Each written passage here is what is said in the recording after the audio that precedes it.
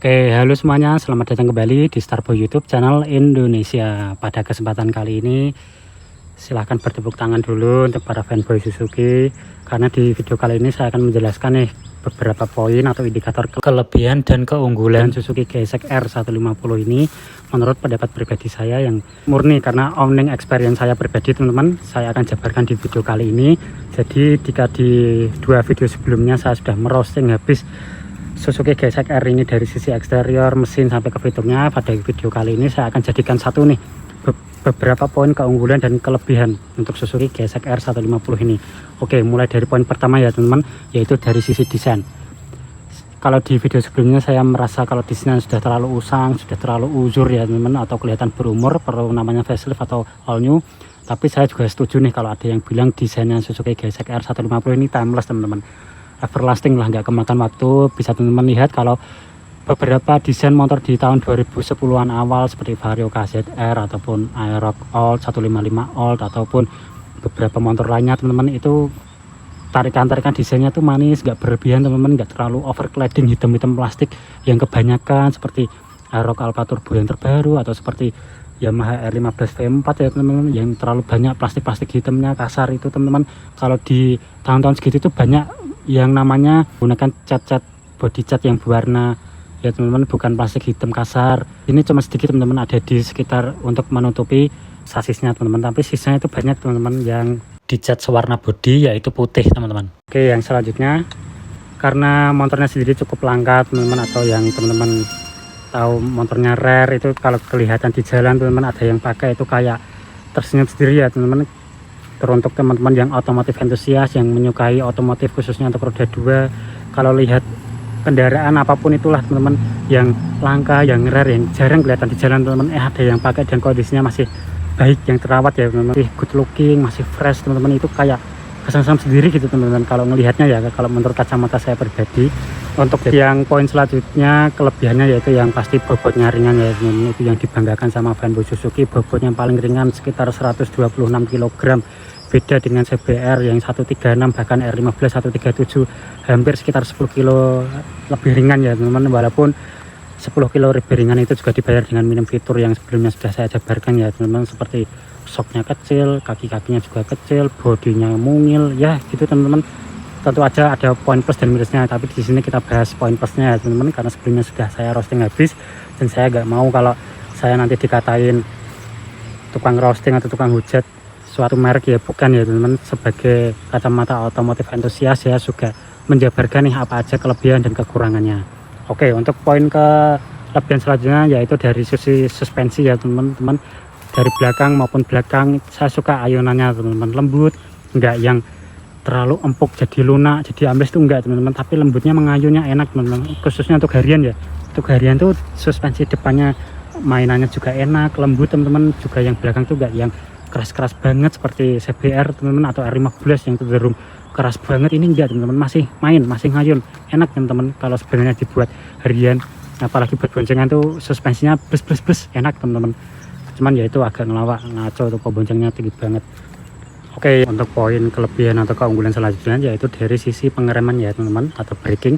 Seperti yang bisa teman-teman lihat pada ukuran disk atau lebar piringan cakram Suzuki GSX R 150 ini cenderung besar ya teman-teman, karena posisi dudukannya tuh berada di area tengah-tengah velg tuh teman-teman, bisa teman-teman lihat ya. Dan saya kurang paham detail untuk ukuran pastinya ya teman-teman, yang pasti setahu saya ini paling besar di kelasnya nih teman-teman. Dan modelnya sudah wave dengan 2 buah pot kaliper, dan untuk feeling pengeremannya sendiri overall empuk tapi cukup dalam ya teman-teman.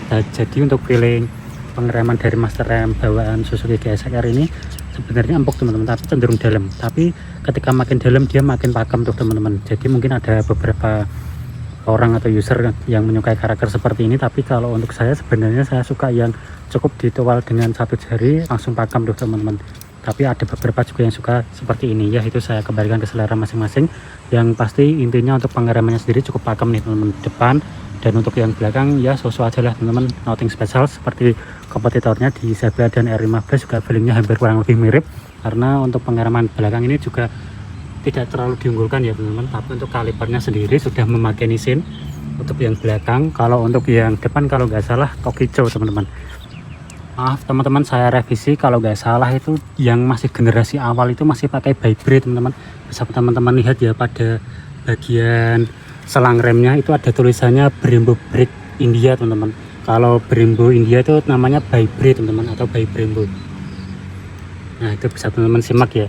Baru yang setelah beberapa tahun atau pada improvementnya pada Suzuki GSX dan Satria tuh katanya pindah ke Tokicho teman-teman. Untuk di tahun berapa detailnya saya kurang paham ya. Yang pasti berubah dari Beyblade ke Tokicho di tahun sekitar 2020-an lah teman-teman gitu. Oke, yang selanjutnya poin kelebihannya yaitu pasar second teman-teman. Yaitu yang teman-teman tahu ya, untuk pasar second untuk motor Suzuki ataupun mobil Suzuki itu pasti harganya menarik teman-teman.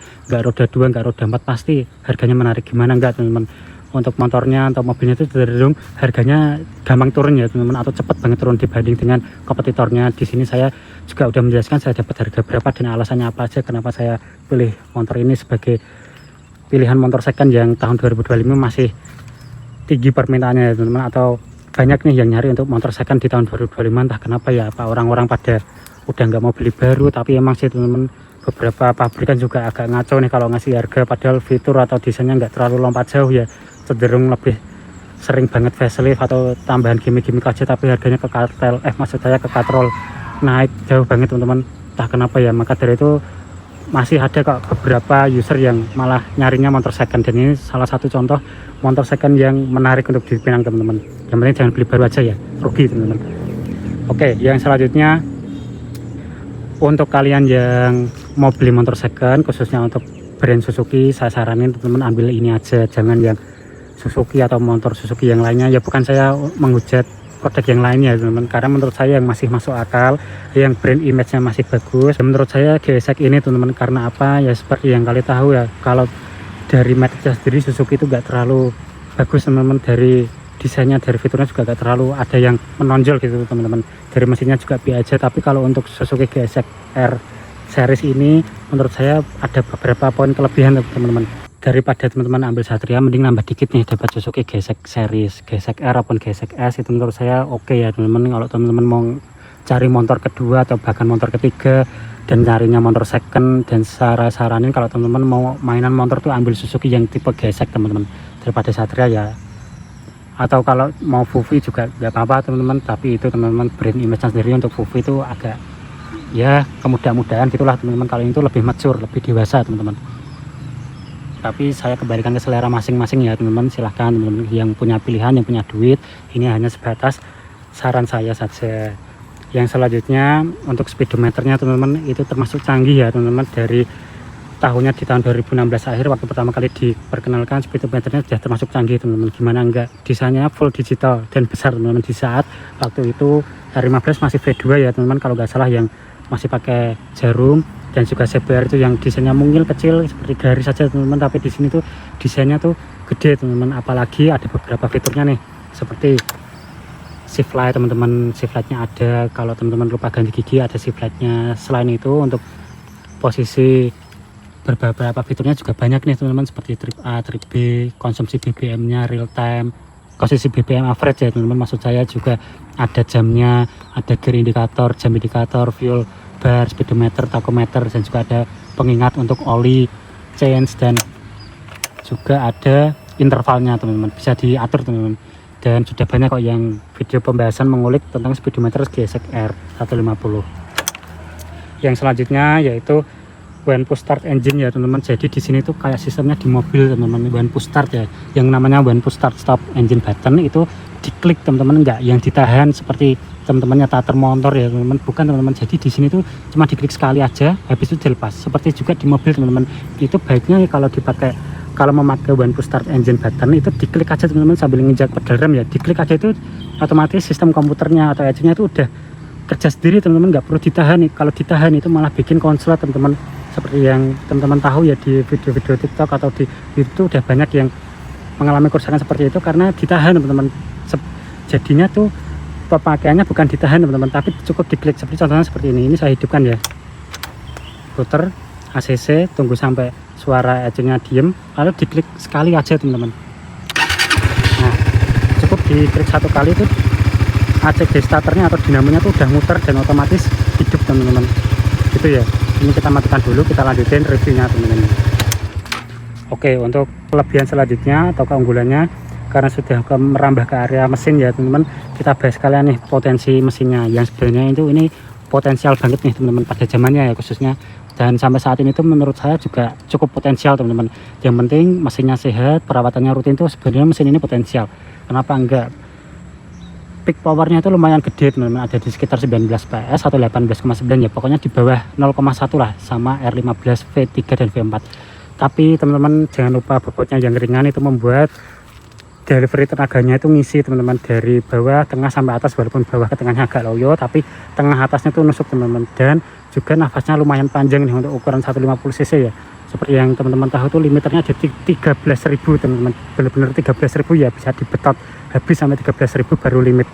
Jadi beda dengan Dodge Hello Kitty punya Honda yang cuma 10.500 sudah berbet, dan di SOHC nya Yamaha 11.500 sudah berbet. Di sini real Dodge teman-teman 13.000 RPM baru limit ya teman-teman. Itu benar-benar potensial ya teman-teman, apalagi kalau teman-teman penggunanya untuk racing ya, atau untuk performa yang dipakai di track atau track day atau di sirkuit teman-teman. Ini basic mesin yang paling cocok teman-teman untuk karakter performa ke arah racing ya, bukan harian ya. Kalau untuk racing oke lah, ini potensial teman-teman mesinnya. Kalau dibuat harian ya agak gemes-gemes dikit aja sih masalah lemotnya, itu dari bawah ke tengah ya. Itu ya teman-teman perlu yang namanya trek panjang, jalanan yang panjang teman-teman untuk memaksimalkan potensi dari mesin Suzuki GSX ini, karena peak powernya ada di angka 10.000 rpm ke atas, yang dimana itu tinggi banget teman-teman untuk motor harian atau motor 150 cc harian. Dan menurut saya lebih cocoknya untuk dibawa ke trek atau sirkuit yang panjang-panjang teman-teman. Jadi untuk teman-teman yang suka betot, untuk gas dalam-dalam, yang suka RPM tinggi atau pengejar kecepatan atau yang dinamakan speed freak, ini salah satu motor yang paling cocok ya teman-teman. Kombinasi bobot ringan dan mesin yang powerful ditunjang dengan top speed yang tinggi atau limiternya yang tinggi teman-teman, dikombinasikan dengan internal mesin yang cukup besar seperti throttle body, flapnya teman-teman, itu benar-benar potensial ya teman-teman untuk dioprek atau minimal porting polish lah, itu udah gigit teman-teman performanya. Lalu untuk poin kelebihan dan keunggulan selanjutnya yaitu dari vibrasi mesinnya ya teman-teman. Overall untuk vibrasi mesin saya berani jamin di Suzuki GSX ini paling halus teman-teman, vibrasinya paling benar-benar smooth, paling minim getaran dibanding dengan CBR ataupun R15. Apalagi CBR itu ya teman-teman, yang dari posisi RPM bawah pun udah ngelotok, dari mesinnya maupun rantainya udah berisik. Tapi kalau di sini benar-benar diem, anteng, relax teman-teman. Vibrasi mesinnya juga halus, maupun dari RPM bawah menengah sampai atas limiter pun tetap halus teman-teman.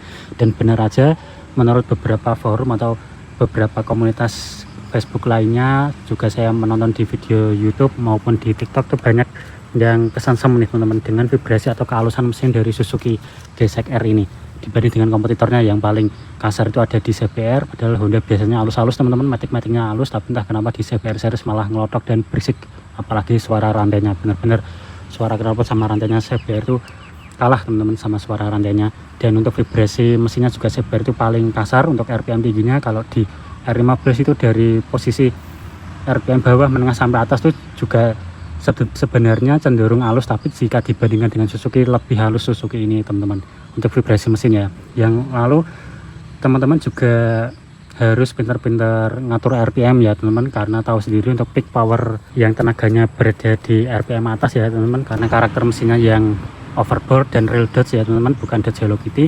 Jadi RPM-nya ada di peak power di RPM lumayan tinggi nih teman-teman. Jadi untuk teman-teman yang penggunaan harian, teman-teman yang sedang riding harus pintar-pintar main RPM ya teman-teman. Kalau saran dari saya ada di rentan penggantian gigi sekitar 5.000 sampai 7.000 ya teman-teman.